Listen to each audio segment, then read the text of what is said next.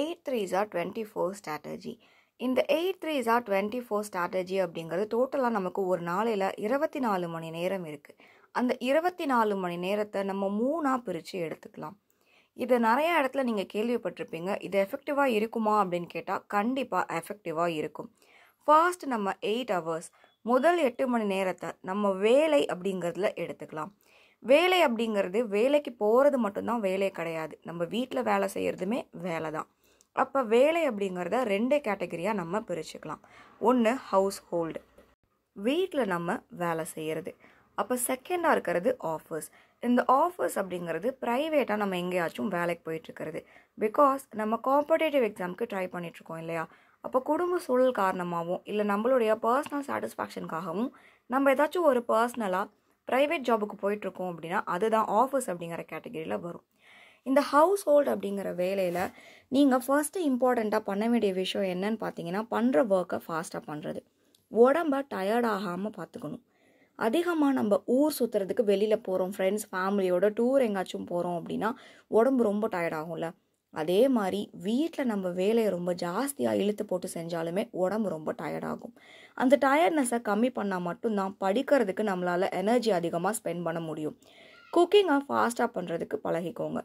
So maximum நமக்கு marriage ஆனவங்களுக்கு தான் work வீட்டுக்கு ரொம்ப அதிகமாகவே இருக்கும். அதை நீங்கள் வேகமாக கொஞ்ச நேரத்தில் பண்ணி முடிச்சிடுறீங்க. இப்போ 8 மணி நேரத்துக்கு கம்மியாக வீட்டு வேலைகள் செஞ்சு முடிச்சிட்டிங்க அப்படின்னா எனர்ஜி நிறையா சேவ் ஆகும். சேவ் ஆகிருக்க அந்த எனர்ஜியை படிக்கிறதுக்கு பயன்படுத்தலாம். குக்கிங் ஒரு 3 மணி நேரம் செய்வீங்க, 4 மணி நேரம் செய்வீங்கன்னா அது ஒரு 1 மணி நேரத்தில் சீக்கிரமாக முடிக்க பாருங்கள். அப்படி சீக்கிரமாக முடிக்கிறதுலையும் டேஸ்ட்டாக பண்ணுறது கற்றுக்கிட்டா ஃபேமிலியில் நல்ல பேர் வாங்கலாம். நெக்ஸ்ட்டு நம்ம அடுத்த 8 மணி நேரம் என்ன பண்ண போகிறோம் அப்படின்னு பார்த்தீங்கன்னா, படிக்கிறதுக்கு பயன்படுத்த போகிறோம். படிக்கிறதுக்கு ஒரு நாளைக்கு 8 மணி நேரம் போதுமான்னு கேட்டால் தாராளமாக போதும். 8 மணி நேரமே படிச்சுக்கிட்டே இருக்க முடியுமா அப்படின்னு கேட்டால் அது கண்டிப்பாக யாருனாலையுமே முடியாது. படிக்கிறத அப்போ என்ன பண்ணணும் அப்படின்னு பார்த்தீங்கன்னா, ஃபர்ஸ்ட்டு நம்ம ஒரு 2 மணி நேரம் படிக்கிறோம். காலையில் ஏர்லி மார்னிங் எந்திரிச்சு நைட்டு வரைக்கும் எப்படி ஒரு டேவை நீங்கள் எடுத்துகிட்டு போகலாம் அப்படிங்கிறத நெக்ஸ்ட் வீடியோவில் நான் உங்களுக்கு சொல்கிறேன்.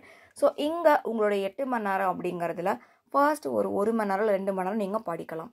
அதுக்கு அடுத்து வீட்டில் ஏதாச்சும் ஒர்க் இருந்தால் அதை நீங்கள் பண்ணலாம். இல்லை வெளியில் ஷாப்பிங் போகணும், வேறு ஒரு வேலை இருக்குது அப்படின்னா அதை நீங்கள் பண்ணலாம்.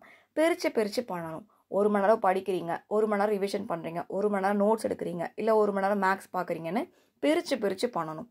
அப்படி பண்ணுறது தான் எஃபெக்டிவாக இருக்கும். கடைசி 8 மணி நேரத்தை நம்ம தூங்குறதுக்காக செலவழிக்க போகிறோம். 8 மணி நேரம் தூக்கம் அப்படிங்கிறது நம்ம உடல் ஆரோக்கியத்தை மேம்படுத்தும். ஆக்டிவாக எல்லா வேலையும் செய்கிறதுக்கு 8 மணி நேரம் தூக்கம் அப்படிங்கிறது கட்டாயமாக வேணும். இந்த இடத்துல ஒரு சின்ன மிஸ்டேக் இருக்குது. நியூலி மேரிட் கப்புள் இல்லாட்டி கை குழந்தை வச்சுருக்கவங்களுக்கு வீட்டில் வேலை ரொம்ப அதிகமாக இருக்கும். நம்ம 8 மணி நேரம் சொல்லியிருக்கோம் இல்லையா, அந்த 8 மணி நேரத்தை தாண்டியும் கூட அவங்களுக்கு வேலை அதிகமாக இருக்கும்.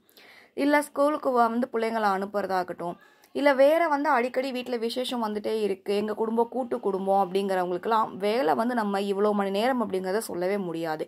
நீங்கள் என்ன பண்ணுறீங்க அப்படின்னா, தூக்கத்திலேருந்து ஒரு 1 மணி நேரம் 2 மணி நேரம் எடுத்துக்கிட்டு அதை நீங்கள் மற்ற வேலைகளுக்கு செலவிடணும். படிப்புக்கு நம்ம ஒதுக்கின நேரத்துலேருந்து டைம் எடுக்காமல் தூக்கத்திலேருந்து நீங்கள் நேரத்தை கம்மி பண்ணிக்கணும். இதை பேலன்ஸ் பண்ணுறதும் எப்படி அப்படிங்கிறத நான் உங்களுக்கு நெக்ஸ்ட் வீடியோவில் சொல்கிறேன். ஸோ இந்த வீடியோ உங்களுக்கு யூஸ்ஃபுல்லாக இருந்தால் நம்ம சேனலை சப்ஸ்கிரைப் பண்ணிக்கோங்க, ஃப்ரெண்ட்ஸுக்கும் ரெஃபர் பண்ணுங்கள். அண்ட் டெலகிராம் சேனலில் PDF மெட்டீரியல் சென்ட் பண்ணிகிட்ருக்கோம். டெய்லி இம்பார்ட்டன்ட் அப்டேட்ஸ் ப்ரொவைட் பண்ணிகிட்ருக்கோம். சேனலை சப்ஸ்கிரைப் பண்ணாமல் இருந்தால் சப்ஸ்கிரைப் பண்ணிக்கோங்க. இந்த வீடியோ ஃபுல்லாக பார்த்ததுக்கு தேங்க்யூ.